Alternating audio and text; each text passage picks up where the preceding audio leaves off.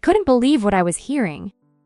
"I will not approve your request for paid leave," she stated firmly, leaving me utterly stunned.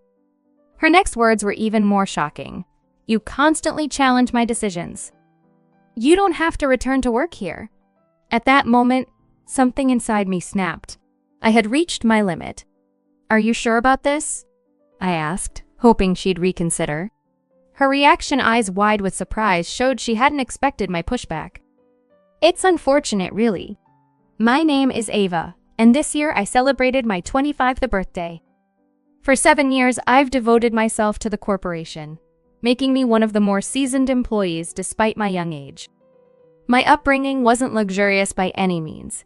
Our family had modest means, but my parents loved me unconditionally. As an only child, I didn't have the luxury of new clothes or toys. Most of what I wore were hand-me-downs from cousins or the children of family friends. Despite this, I was happy. My family's love and the community's kindness filled my childhood with joy. I have cherished memories of weekend picnics in the park with my parents. My academic journey was notable too. In the 13th grade, I was elected president of the student council and maintained stellar grades throughout. My teachers saw potential in me, suggesting I continue my education with the scholarship I'd been offered. However, I had a different path in mind. College wasn't in my plans. I aspired to serve the public as a civil servant. My decision was driven by a desire to alleviate the financial burden on my parents as quickly as possible, despite their protests. Then, tragedy struck. My father fell ill and passed away before I could show my gratitude for all he had done for me.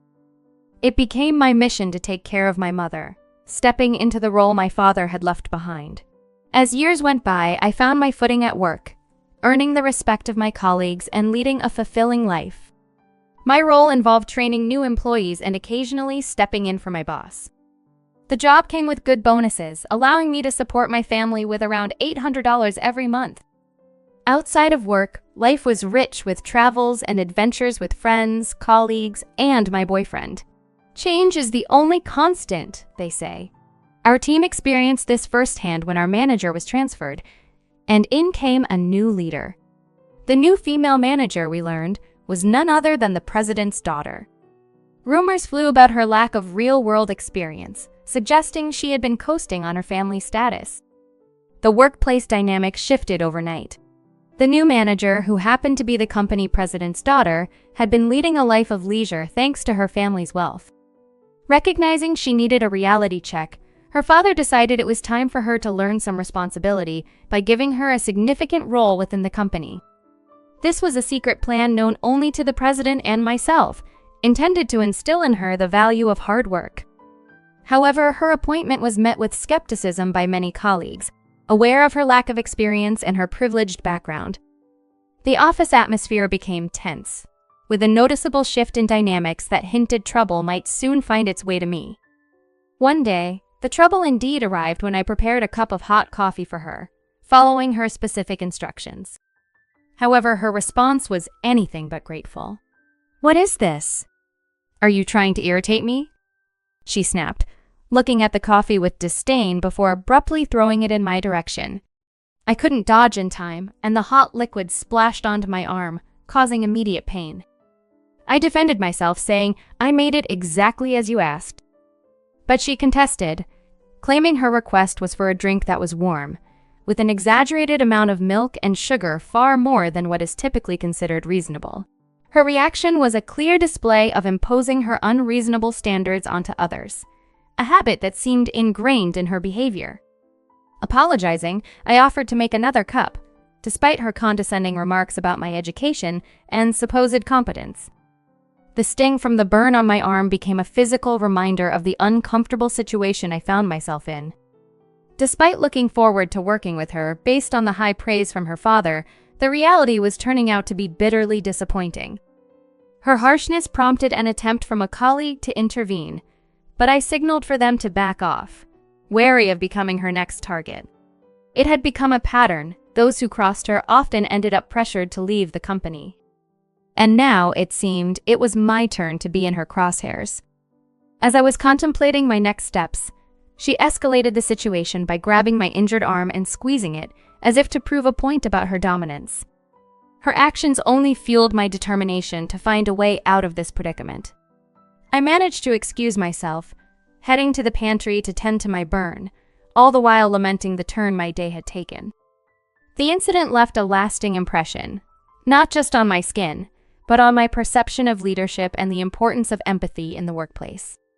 It underscored the necessity for genuine understanding and respect among colleagues, regardless of their positions or backgrounds. Right after the coffee incident, I sought treatment from a dermatologist who gave me an ointment. Unfortunately, the burn didn't heal completely and left a scar. To avoid drawing attention and concern from others, I started dressing in a way that concealed it. However, the incident seemed to embolden her. Her behavior towards me worsened. Her harassment intensified over trivial matters, such as when she criticized a document I'd prepared. "What's this? It's full of errors. Don't you take your responsibilities seriously?" she snapped. Trying to remain calm, I asked her to clarify what she found wrong, but she responded by hurling the document at me. According to her, the document was flawed throughout, marked excessively with a red pen, an approach I found rather immature for someone her age. "Honestly, this needs to be completely redone." "You seem to have missed the mark entirely," I suggested, aiming to keep the conversation constructive despite her provocations. I had been trying to help her adapt to our team, sharing with her the same guidance I'd offered new employees, hoping she would catch on. But my efforts seemed in vain. She retorted dismissively, "I'm the manager. I shouldn't have to do these tasks. That's your job." Her arrogance was unyielding, even suggesting that my attempts to help were driven by a desire to gain favor with her father, the president. She unexpectedly brought up my family, mocking the fact that I came from a less privileged background and was raised by a single parent after my father's illness and subsequent death. Her words were meant to sting, but I refused to let her see how much they affected me. "Let's keep our focus on work-related issues," I insisted, though her cruel attempt to belittle my family's struggles angered me. She seemed to take pleasure in provoking a reaction, hinting at her intention to complain to her father about me. Unfazed, I encouraged her to do so and asked her to correct and resubmit the document she had criticized. As I walked away, she muttered a threat under her breath, but I chose to ignore it, focusing instead on guiding her through the basics of her role. Despite her resistance, I managed to teach her some fundamental skills, like basic computer operations and document handling. Yet, it was clear we had a long way to go. I found solace during breaks, sitting on a bench outside, reflecting on the challenges and how best to navigate the complex dynamics at work. Despite the difficult circumstances, I remained committed to performing my duties and helping where I could, always with the hope that things might improve. During a break on the office rooftop, while sipping on some soothing Kent coffee and contemplating my future, an unexpected call disrupted the momentary peace.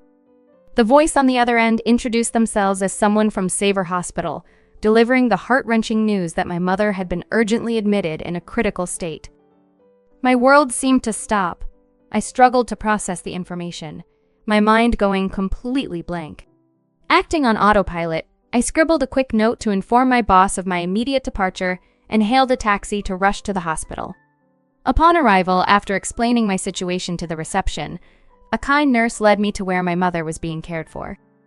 The sight of her, so peaceful yet so vulnerable, was overwhelming.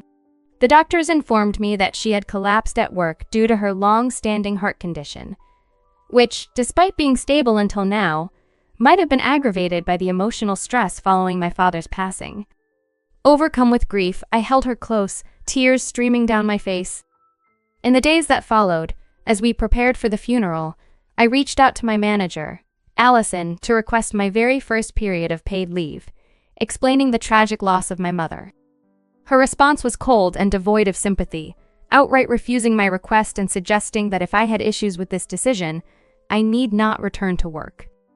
Her words cut deep, marking a turning point for me. After years of dedication to the company without a single day off, her refusal felt like the ultimate betrayal. In the moment, I resolved to accept her challenge, ending the call abruptly. The funeral was a blur of emotions, but I found solace in keeping busy, grateful for the kindness shown by friends and colleagues. Ignoring subsequent attempts by my manager to contact me, I took the time I needed to grieve and reflect. 3 weeks later, a call from the president of the company prompted me to return to the office, ready to face whatever awaited me, fortified by the trials I had endured. Upon returning to the office, my first destination was the president's office. On my way, I encountered 2 colleagues who offered their condolences. Their support was a small comfort in light of the circumstances. "Excuse me, I need to see the president," I explained, their kindness warming my heart amidst the chill of recent events. At the president's door, I knocked and asked, "It's Ava, may I come in?" The response was swift, inviting me into the room. "Hello, Ava. It's been a while. I heard you've been away for 3 weeks. That doesn't sound like you," the president greeted, a mix of concern and curiosity in his voice. I didn't hold back. I shared every detail of my recent experiences, including how the manager, his daughter, had been treating not just me, but also others in the department. It must have been difficult for him to hear such things about his daughter, but he listened attentively, his face reflecting a mix of sorrow and understanding. "I'm truly sorry for what my daughter has done.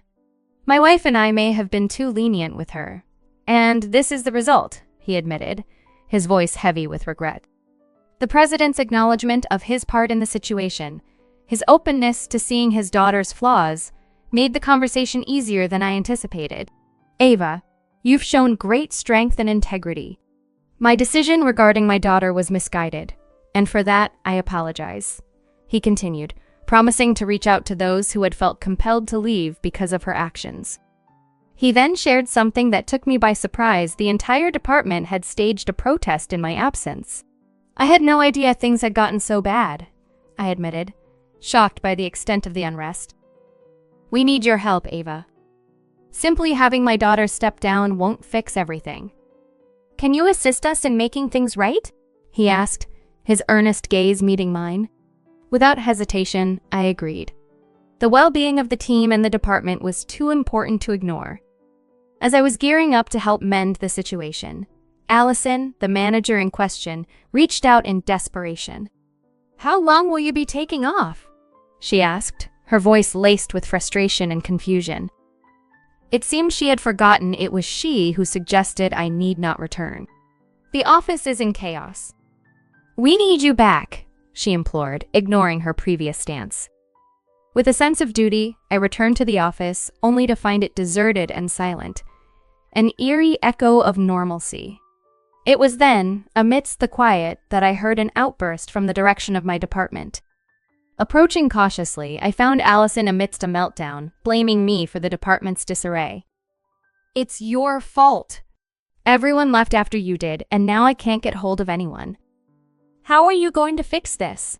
she accused, her frustration boiling over. "I'm not sure I follow."